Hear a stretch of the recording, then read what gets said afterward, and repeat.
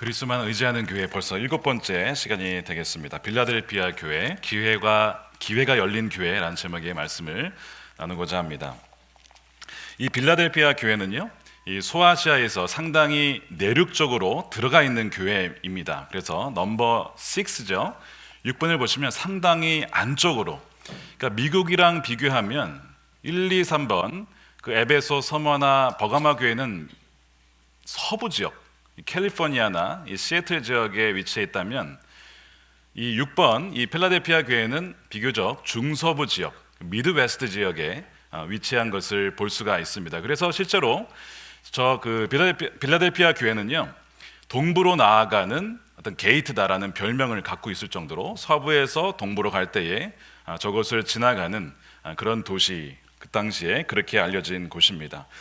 주후 한 17년경의 대지진 때문에 그 지역이 거의 완전히 다 파괴가 되었다가 로마 황제에 의해서 다시 그 도시가 재건이 되었던 그런 교회죠. 이 교회는요, 서머나 교회와 함께 유일하게 칭찬만 받은 교회입니다. 서머나 교회도 칭찬을 받았지만 그런데 더 구체적인 의미에서 아주 자세히 예수님께서 무엇 때문에 내가 너희를 칭찬하는지를 아주 자세히 설명했다는 점에서 어떻게 보면 서머나 교회보다 더 칭찬을 받은, 그러니까 7교회 중에서 가장 주님이 기뻐하시고 내 마음에 합하다라고 하는 교회가 바로 이 빌라델피아 교회였습니다. 그러면 그 이유가 무엇인가? 몇 가지가 있는데 먼저 한번 8절을 다시 한번 보도록 하겠습니다. 8절에 이렇게 되어 있습니다. 함께 읽겠습니다. 나는 내 행위를 안다. 보아라, 내가 내 앞에 문을 하나 열어두었는데 아무도 그것을 닫을 수 없다. 내가 힘은 적으나 내 말을 지키며 내 이름을 모른다고 하지 않았다. 이것이 가장 주된 이유예요. 주님이 기뻐하시고 칭찬하신 주된 이유입니다. 힘은 적었지만 주님 말씀을 지켰고 내 이름을 부인하지 않았다라는 것, 이것이 그가 칭찬받은 이유입니다. 교회의 힘이 적다라는 이 표현에서 알 수 있는 것은 뭐냐면 이 교회의 규모나 건물이나 혹은 사람들의 숫자나 재정적인 면에서 굉장히 약했다라는 것을 우리가 추정해 볼 수가 있습니다. 이 교회와 대조적인 교회가 어떤 교회냐면 우리 다음 주에 살펴볼 라오디게아 교회입니다. 이 교회는 부족한 것이 없었고 풍부했고 가진 것을 다 가지고 있었던, 부족함이 없었던 교회가 라오디게아 교회인데 이 교회는 오로지 책망만 받은 교회고, 이 빌라델피아 교회는 힘은 적고 가진 것도 없고 영향력도 없었지만 오히려 칭찬만 받은 교회가 되었습니다. 주님께서는 교회의 규모나 재정이나 사람의 숫자로 교회를 평가하지 않으신다라는 것을 우리는 알 수가 있습니다. 소위 교회의 ABC가 있습니다. A는 attendance, 얼마나 많은 교인들이 출석하느냐. B는 building, 얼마나 크고 빌딩이 많으냐. C는 캐시, 얼마나 그 교회가 캐시를 많이 보유하고 있느냐. 이 ABC에 따라서 보통 교회를 평가하는 그런 기준들이 있습니다. 그런데 주님은 그 ABC로 교회를 판단하지 않았다라는 것을 우리는 오늘 본문을 통해서 볼 수가 있죠. 주님은 7교회를 다루시면서 야, 너희 교회 왜 이렇게 사람이 적냐, 너희 왜 이렇게 돈이 없냐, 너희 왜 이렇게 건물이 작냐, 아니면 건물이 낡았냐, 이런 걸로 주님께서 교회를 판단하지 않고 평가하지 않으셨다라는 거예요.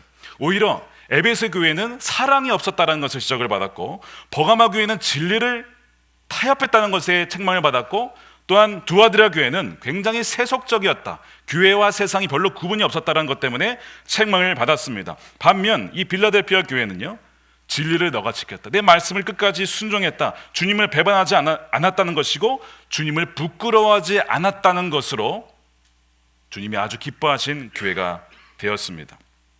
이 빌라델피아 지역에도 황제 신전도 있었고 로마 신을 섬기는 신전들도 있었습니다. 10절에 보니까 그럼에도 불구하고 그들이 인내하라는 내 말을 지켰다라는 것을 봤을 때 많은 참 핍박과 그 피어 프레셔, 주위의 사람들의 조롱과 핍박들이 분명히 있었다는 것을 우리는 유추해 볼 수가 있습니다. 그럼에도 불구하고 그들은 인내하며 이 말씀을 참 외롭고 고독하게 그 말씀을 지켜냈습니다.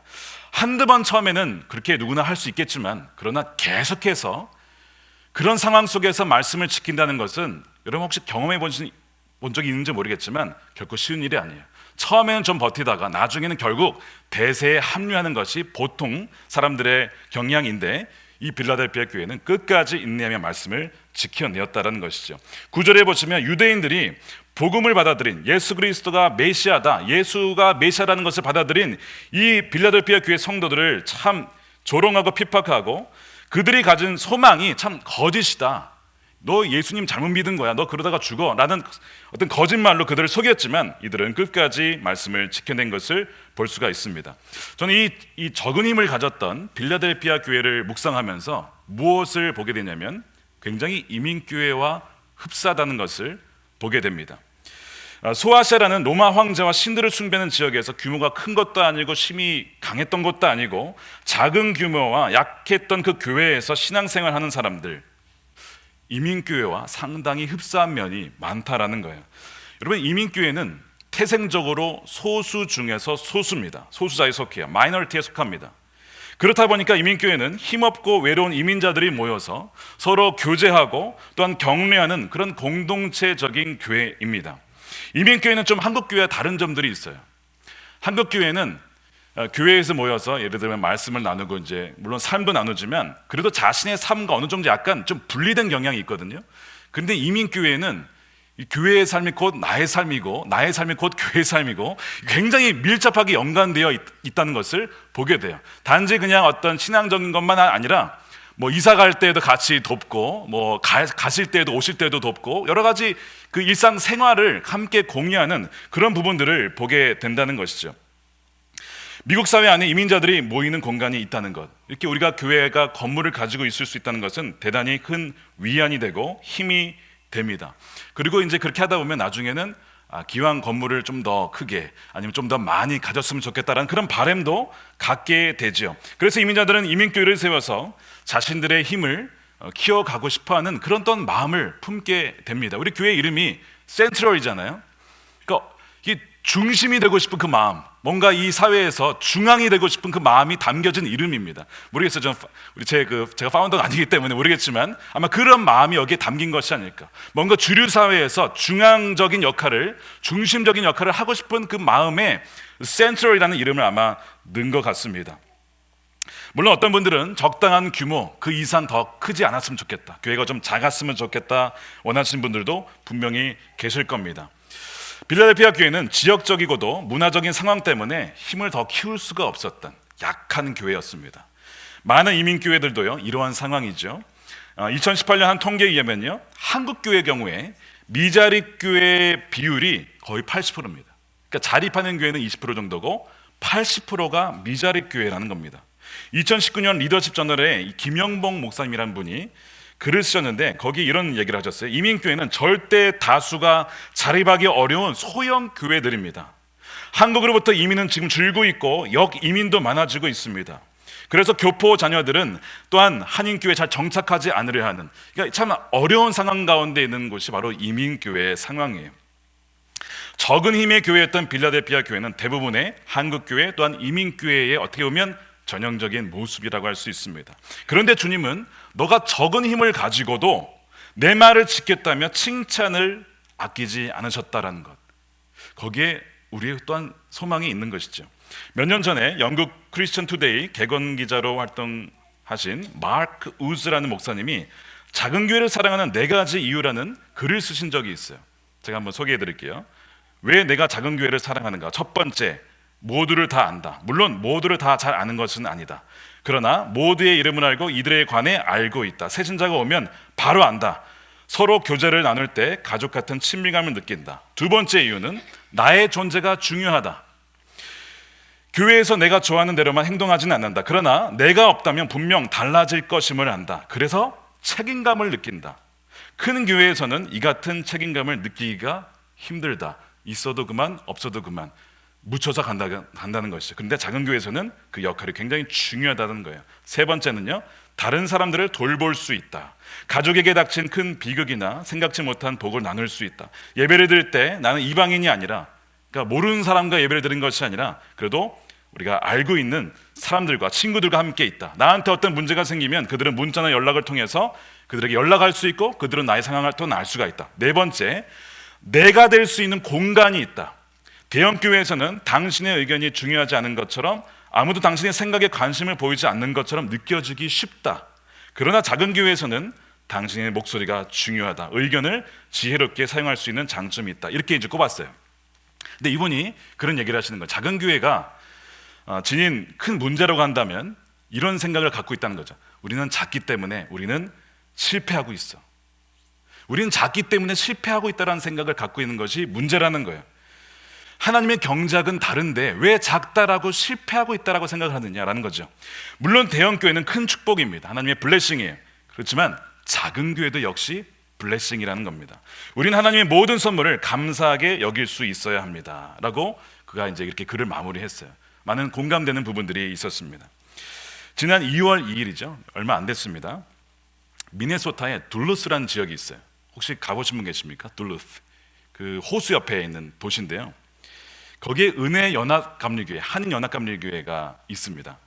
근데 18년의 역사를 뒤로하고 지난 2월 2일 마지막 예배를 드렸어요. 담임 목사님께서 은퇴를 하셨는데 더 이상 이제 그분을 이어서 목회하실 분도 없었고, 또한 그 목사님을 서포트할 형편도 안 됐기 때문에 안타깝게도 미국 교회에서 빌려서 드리는 그 교회가 마지막 예배를 드리게 된 겁니다. 이 소식이 지역 뉴스인 그 팍스 21 뉴스에 방송에 실렸습니다. 한번 시골 보시면요, 한번 사전에 보시면 Hope United Methodist Church 미국 교회에서 빌려서 Grace Korean United Methodist Church 박형두 목사님이 저곳을 섬겼습니다. 저 뒤에 보시면 흰머리에 저 목사님께서 저 교회 담임 목사님이셨는데요. 이 목사님은요, 지난 11년간 담임 목사로 계시면서 적은 숫자였지만 주님께서 보시기에 신실한 주의 자녀들을 돌보시고 또한 케어하셨습니다. 목사님의 댁이 교회에서 2시간 반 떨어져 있었어요. 그러니까 막 이사 올 수 있는 형편은 아니었던 것 같아요. 그래서 2시간 반을 매주 오셔서 예배하시고 또 함께 교우들이 식사를 준비해서 같이 먹고, 또한 명절에 같이 모이고 주말에 같이 모이고, 이런 정말 가족과 같은 공동체 생활을 했다고 합니다. 또한 교회에서 성도들은 적지만 그 교회 옆에 학교가 있습니다. University of Wisconsin Superier라고 하는 그 학교에 학생들에게 라이드를 또한 제공하고, 또한 교회에 올 수 있도록 하고 또 다른 곳에 갈 수 있도록 하는 그런 또한 섬김을 했던 교회가 바로 이 교회입니다. 이 마지막 예배에서 안민수라는 청년이 간증을 하게 됩니다. 이런 얘기를 해요. 이 교회는 저에게 가족과 같았습니다. 우리는 주말에도 모였고 명절에도 함께했고, 우리는 공동체를 세웠으며 우리의 복음을 서로 나누며 또한 이웃들에게 나눌 수 있는 그런 가족과 같은 교회였습니다. 이렇게 간증을 하고 그날 예배가 끝나게 됩니다. 비록 은혜의 연합감리교회는 문을 닫았지만 또한 적을 힘을 가졌던, 그러나 마지막까지 유학생 한 명, 성도 한 명 한 분을 신실하게 사랑으로 섬기며 하나님 나라의 공동체를 이루었던 이 교회를 향하여서 주님은 뭐라고 말씀을 하실까요? 야, 너 이렇게 성도가 적었느냐, 이렇게 책망을 하실까? 아니면 적지만, 너가 비록 힘은 적었지만 정말 내 사랑하는 자녀들을 신실하게 돌보았구나. 여러분, 세상에 이런 교회가 얼마나 많을까요? 언론에는 한 번도 비춰지지 않았고, 유명한 교회도 아니고 유명한 목사님도 아닌 보이지 않는 곳에서 묵묵하게 그 시골 지역에서 그 교회를 섬기는 많은 신실한 목사님들과 성도님들이 계시다는 사실입니다. 아마 세상엔 전혀 알려지지 않은 채 주님 앞에 서게 될 분들이 거의 대부분일 거예요.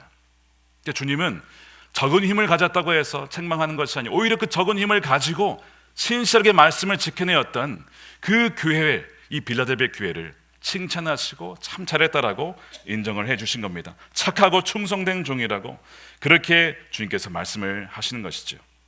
그렇게 보면 어떻게 보면 처음 된 자가 나중이 되고 나중된 자 같은 자들이 오히려 처음 되는 그런 일들이 교회들 중에서도 많이 주님이 오셨을 때 아마 벌어지게 될 것입니다. 적은 힘으로 주님의 말씀을 지키며 부인하지 않았다는 이 주님의 평가를 우리 개인에게도 적용해 볼 수가 있습니다.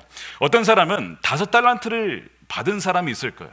어떤 사람은 나는 1달란트밖에 없는 것 같아, 나는 2달란트밖에 없는 것 같아, 저 사람에 비해서 분명히 나는 1달란트야 라고 하면서 자신을 굉장히 그 자기 연민에 빠져서 나는 내 인생은 왜 이럴까, 이렇게 생각하시는 분들이 아마 계실지도 모릅니다. 어떤 사람은 금수저로 태어났는데 어떤 사람은 나는 왜 흙수저로 태어났을까, 이렇게 자신의 신세를 한탄하는 분들도 계실지도 몰라요. 나는 가진 게 없어. 또한 난 능력과 은사가 없어. 뭘 배우고 잘 배우는 사람이 있지만 또한 그렇지 못한 분들도 있지요. 예를 들어서 10년을 피아노를 배워도 못 치는 사람이 있습니다. 저는 거의 5년을 배웠는데 피아노를 잘 못 쳐요. 뭐 이런 사람들이 있습니다. 그러니까 능력이 어떤 능력인 사람은요, 피아노를 한 달만 딱 배웠는데 기가 막히게 치는 사람이 있어요. 음악을 딱 들으면 바로 따라 치는 사람이 있습니다. 그럼 보면 화가 나죠. 왜 하나님은 저 사람에게 그런 능력 주시는 나에게 그런 능력을 안 주시는가? 어떤 사람은요, 어떤 걸 배우면 다 암기를 해버리는 거예요, 처음에. 근데 어떤 사람은 10번을 봐도 처음 보는 것 같아. 뭐 이런 분들이 있어요. 능력이 다 편차가 다르다는 것입니다.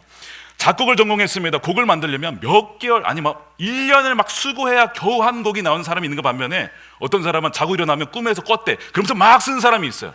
이런 사람들도 있습니다. 정말 막 화가 나지 않습니까? 살리에르가 그래서 모차르트를 싫어한 거예요. 자기는 죽으라 했는데 모차르트는 그냥 막 놀면서 막 그 곡을 막 써버리니까 신이시 어떻게 동시대에 나와 저 사람을 동시에 만드셨습니까? 막 하나님께 막 그 한탄하면서 드렸던 그 살리에르도 있었죠. 자신이 가진 적은 힘 때문에 열등감이 빠지신 분들 분명히 있을 겁니다. 저도 열등감이 굉장히 많은 사람이에요. 믿어지시죠? 열등감이 굉장히 많은 사람입니다. 말씀드린 대로 피아노를 배워도 치지를 못하고 악기를 배워도 별로 이렇게 뭔가 공부를 해도요, 정말 오래 해야 돼요. 엉덩이로 하는 스타일. 그래서 디스크 걸렸잖아요. 제가 하도 오래 앉아 있어가지고 머리가 안 되니까 이 돌에 막 새겨야 되는 거예요. 그러니까 계속 그런 사람. 그래서 열등감 굉장히 많아요. 제가 지금 공부를 하잖아요. 왜 지금까지 공부한 줄 아세요? 다른 사람은 다 일찍 끝났거든요. 저는 계속 오래 걸리는 거예요, 이것이. 그래서 공부를 하는 거예요. 굉장히 열등감이 많은 사람이 바로 저입니다. 그런데 주님께서 보시는 것은 뭐냐면 내 힘이, 능력이 얼마나 큰가가 아니라 내가 너에게 준 것이 1달란트이든 2달란트이든 너가 그것을 가지고 얼마나 내 말을 지키고 믿고 신실하게 살아냈느냐, 주님은 그걸 보신다는 거예요. 물론 그 fruitfulness, 열매가 중요하지만 더 중요한 게 뭐예요? faithfulness예요. 신실함입니다. 그 말씀은 언제나 얼마나 신실하게 지켜냈느냐, 그것을 하나님께서는 더 귀중하게 여기신다는 거예요. 전 정말로 우리 교회 성가대가 대한교회 성가대보다 훨씬 더 은혜로워요. 여러분 굉장히 저 객관적인 거 아시죠? 저 냉정할 정도로 객관적인데 우리 성가대 보면 뭐 은혜가 막 돼요. 그 왜 은혜가 될까? 물론 이게 절대적으로 비교하면요, 전공자들로 구성된 성가대에 비해서 뭐 실력이나 완성도는 뭐 조금 떨어집니다. 그렇죠? 그렇지만 왜 은혜롭냐면 비록 그 음악적인 재능은 좀 없을지라도 주님을 사랑하는 마음으로 그 자리를 지키고 그 아침 9시 반까지 나와가지고 그 자리에 계신 그 자체가 일단 은혜가 되는 거예요. 이게 부모님의 마음 아닙니까? 부모, 내 자식이 좀 못해도 그래도 내 자식이 뭔가 하려고 하면 그거 이쁘잖아요. 그 마음이 바로 주님의 마음이라는 것이죠. 눈에 보이는 열매의 크기를 보면요, 이 빌라델피아 교회는 정말 라오디게에 비해서 비교도 안 되는 거예요. 교회의 규모를 보나 재정적으로 보나 숫자로 보나 비교도 안 됩니다. 그런데 빌라델피아 교회가 훨씬 더 칭찬을 많이 받았어요. 오히려 라오디아 교회는 야, 니네 완전 미지근해가지고 나중에 굉장히 격한 말을 하십니다. 야, 내가 너를 토해버릴 거야, 이런 식으로 표현하시거든요. 사랑하는 여러분, 여러분이 만약에 가진 능력이 적다라고 생각하신다면 실망하지 마십시오. 왜냐하면 여러분들이 잘하는 것 적어도 아마 한 가지는 있을 거예요. 한 가지. 그거면 되는 거예요. 그거면. 여러분 요셉 기억나시죠? 구약의 요셉. 요셉이 잘하는 게 뭐였습니까? 자랑하는 거. 형님들, 제가 꿈꿨는데 형들이 저한테 절하던데요. 이런 걸 잘했던 사람이 요셉이에요. 한 가지는 이제 말씀, 그 꿈을 붙잡고 약속 붙잡았던 거, 딱 이 2가지. 그러니까 이거 외에는 별로 잘하는 게 없었어요. 그런데 주님이 어떻게 쓰셨어요? 꿈을 해석해서, 감옥에서 2번 해석했죠. 바로의 꿈을 해석했죠. 꿈 해석한 거. 2번째, 말씀을 그냥 굳건히 믿은 거. 이거 가지고 주님이 쓰신 거예요.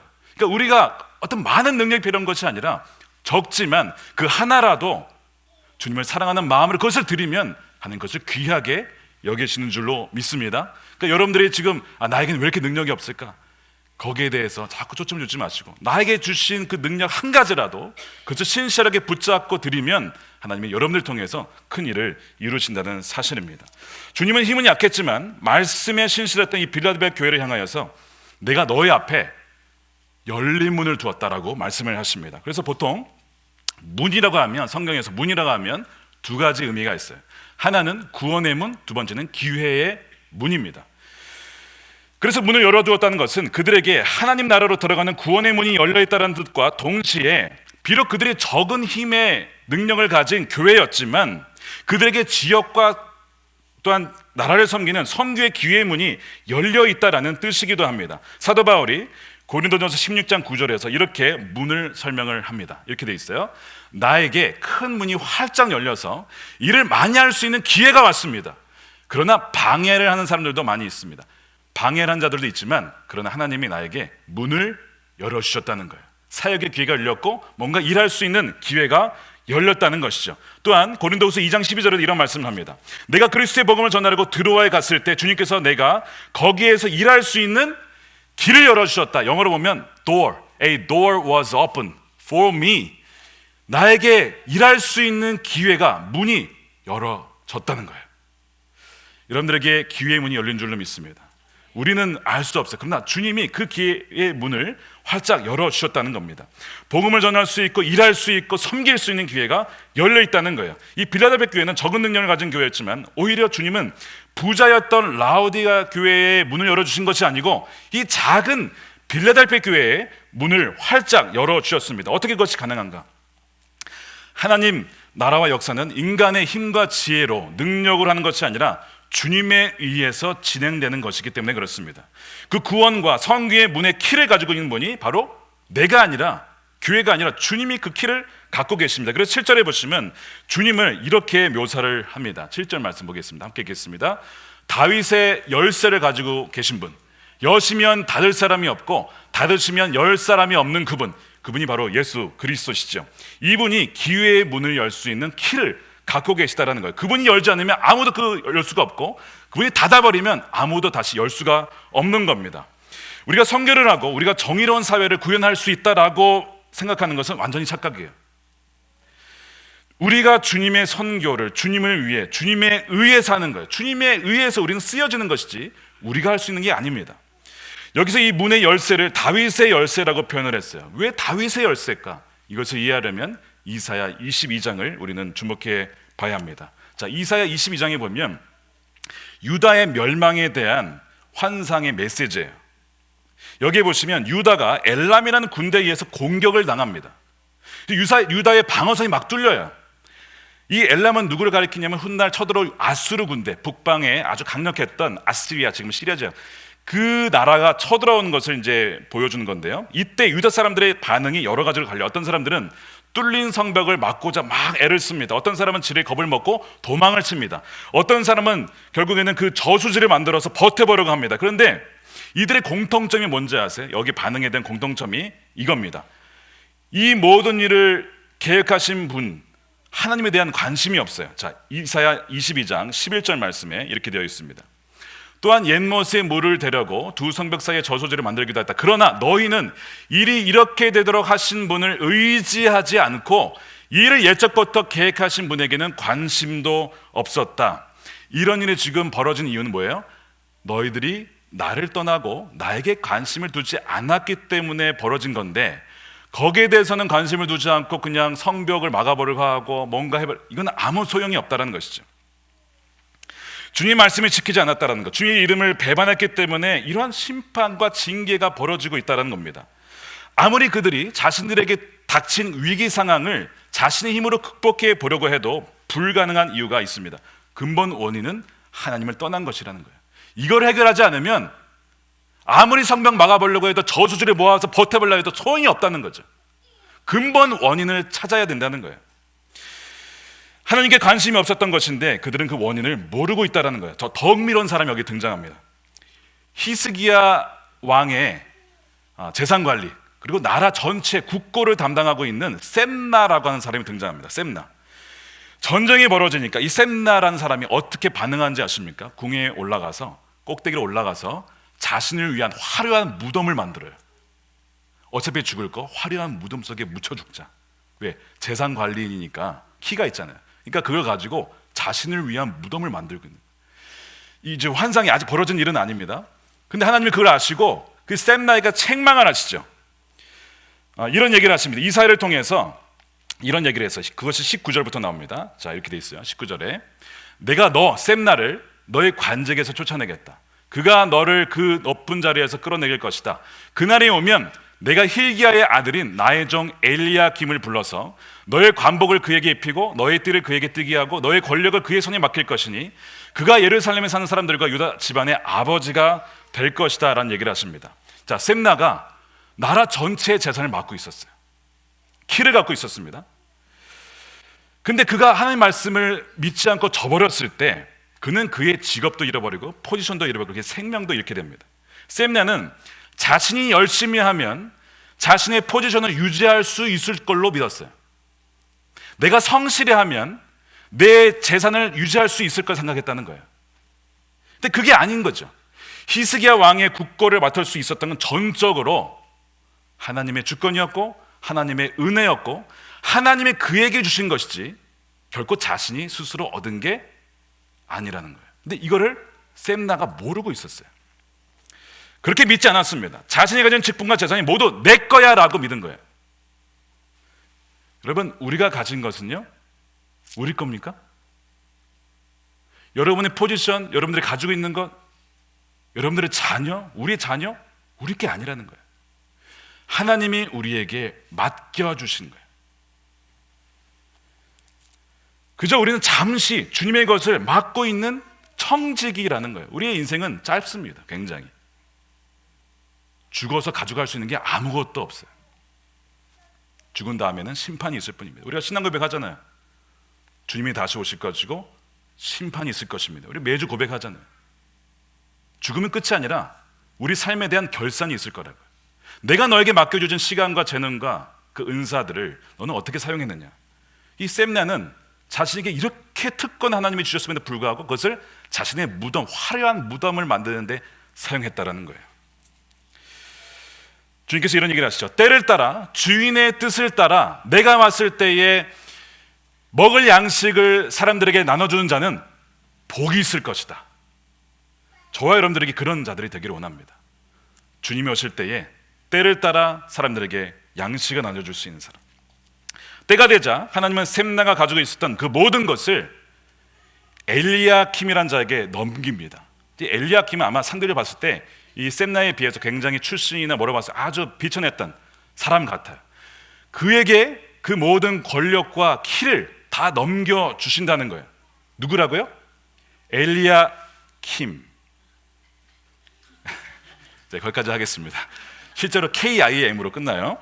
이 엘리야킴에게 이 모든 권력을 넘겨줘요. 그러면서 22절에 이런 얘기를 하십니다. 내가 또 다윗 집의 열쇠를 그의 어깨에 둘 것이니 그가 열면 닫을 자가 없고 그가 닫으면 열 자가 없을 것이다.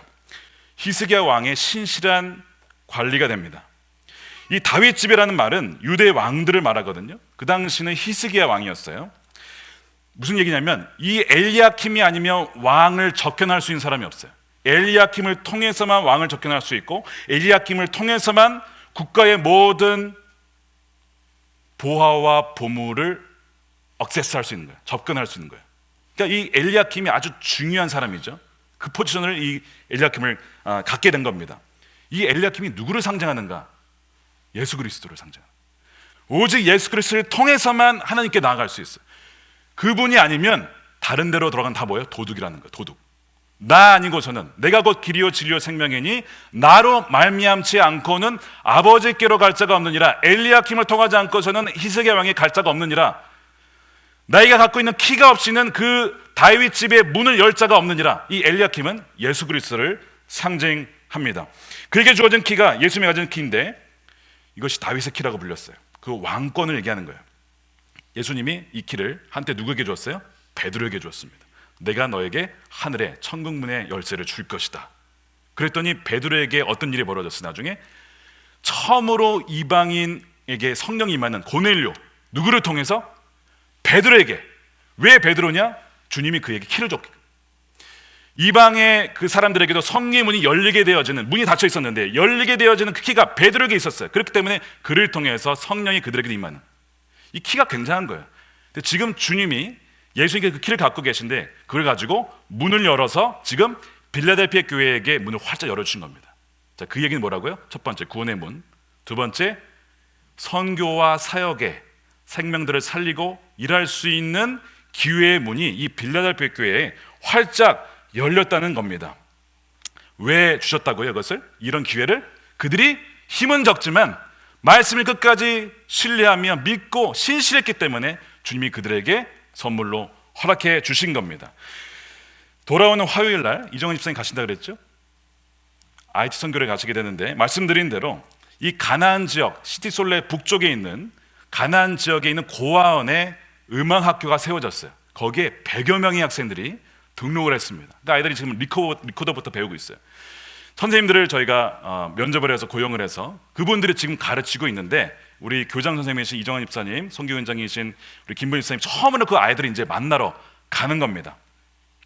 한번 사진을 보여주시기 바랍니다. 사진을 보시면, 자, 거기에 교실이 여러 군데가 있어서 한 군데 다 모일 수는 없어요. 이렇게 여러 명의 아이들이 앉아가지고 고아원 학생들인데 참 그 악기를 배우려고 하는 그 열정들이 대단하죠. 그 모든 악기와 또한 비용과 이런 것들을 우리 교회가 함께 섬기고 있습니다. 이것이 여러분들이 드리는 매달 뭐 5불이든 10불이든 50불이든 그런 것들이 모여가지고 이렇게 선교 지역으로 흘려가고 있는 겁니다. 굉장히 적은 힘이에요, 사실은. 그런데 이렇게 하니까 작년 가을부터 어떤 일이 또한 벌어졌냐면, 우리 교회가 마치 이 게이트와 같은 역할을 해서 한국의 어떤 사업체가 우리 교회를 통해서 지금 IT 선교를 하고 있어요.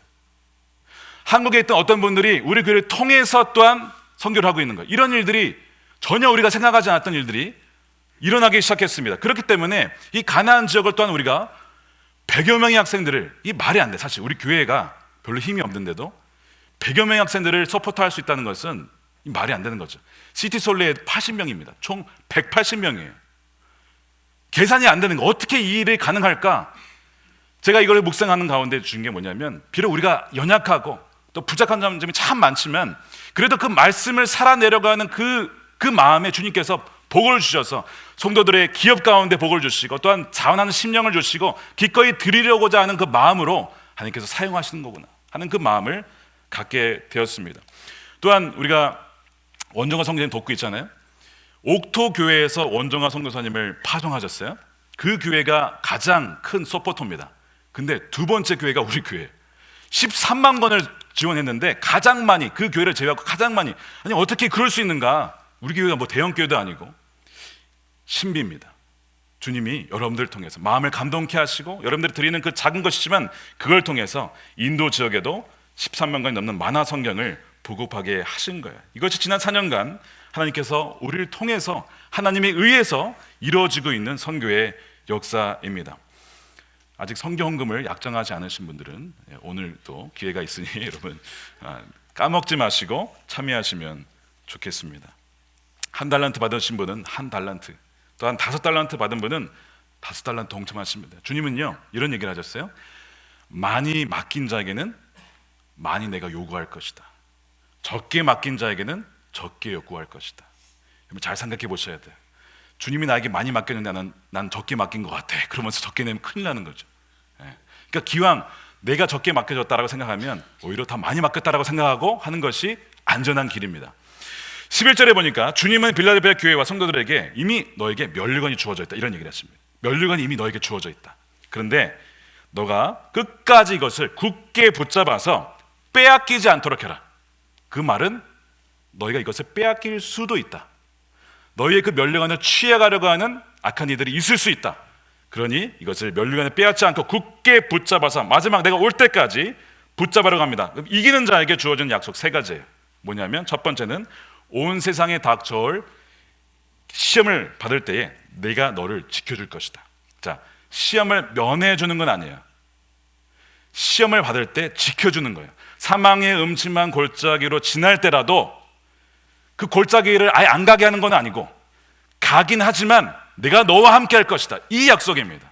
이것이 이기는 자에게 주어진 첫 번째 약속. 두 번째, 하나님의 성전이 기둥이 되게 하겠다. 자, 이 지역이 지진 때문에 다 망했다 그랬죠. 이전에 주 17년. 그러니까 얼마나 이 사람들이 지진 때문에 두려워하는지 모릅니다.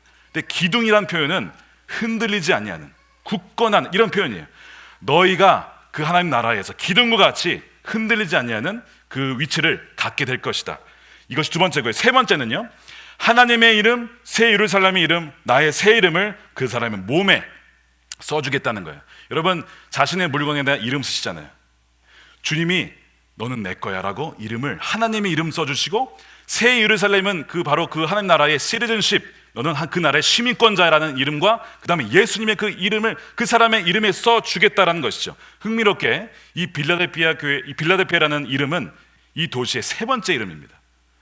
바뀌었어요. 두 번 바뀌어서 세 번째 이름이에요. 그러니까 그 이름과 관련해서 이들은 너무나 잘 알고 있었습니다. 우리의 이름이 계속 바뀌었고, 바뀔 때마다 뭔가 또 확고해지는 그런 것이 있었는데, 이름을 주겠다는 것은 이들에게는 굉장히 큰 위안이 되는 것이고, 하나님이 절대 너희를 버리지 않겠다라는 것이죠. 여러분, 이 약속은 저와 여러분들에게, 이 교회에게도 주어지는 분명한 약속인 줄로 믿습니다. 이민교회는요, 소수자 중에 소수자예요. 적은 힘을 갖고 있습니다. 그런데 주님은 적은 힘 때문에 낙심치 말라고 하십니다. 오히려 구원과 성기의 문을 열고 닫는 것은 교회의 재정자 혹은 숫자의 힘이 아니라 예수 그리스도 그분께 달려있다는 거예요. 그분이 가진 키에 달려있다는 거예요. 내가 열면 비록 작은 힘을 가진 교회라 할지라도 내가 그 교회를 통해서 일을 할 것이다라는 것이죠. 저는 그것이 우리 교회에게, 또한 이것을 믿는 교회들에게 주시는 약속의 말씀인 줄로 믿습니다. 그래서 여러분 또한 이것을 우리에게 적용해 봅시다. 내가 가진 능력이 적구나. 그런 분도 있을 거예요. 난 정말 능력이 없어, 재능이 없어. 그런데 한번 주의 말씀을 신실하게 믿고 순종해 보시기 바랍니다. 주님이 가지신 그 다윗의 열쇠는 닫힌 문을 열고 열린 문을 닫는 권능의 키입니다. 물론 그것이 여러분들을 부자로 만들어 주진 않을 거예요. 그러나 분명한 게 있어요. 그 키로 여신 문을 통해서 주님은 여러분들을 귀히 사용하실 겁니다. 그게 중요한 거예요. 우리는 그거면 되는 겁니다. 그래서 바로 우리에게 그 기회의 문이 열려 있다는 것, 그리고 이것을 기억하십시오. 내가 힘은 적지만 내 말을 지키며 내 이름을 모른다고 하지 않았다. 올해 30주년을 맞이하면서 비록 우리가 적은 힘을 가졌지만 그 어느 교회보다 주의 말씀에 신실하여서 선교와 구원의, 또한 섬김의 그 문으로 잃어버린 영혼들을 주님께로 인도하는, 주님께서 참 기뻐하시는 교회가 되기를, 또한 주님의 귀한 제자들이 되기를 주님의 이름으로 간절히 축원합니다. 기도하겠습니다.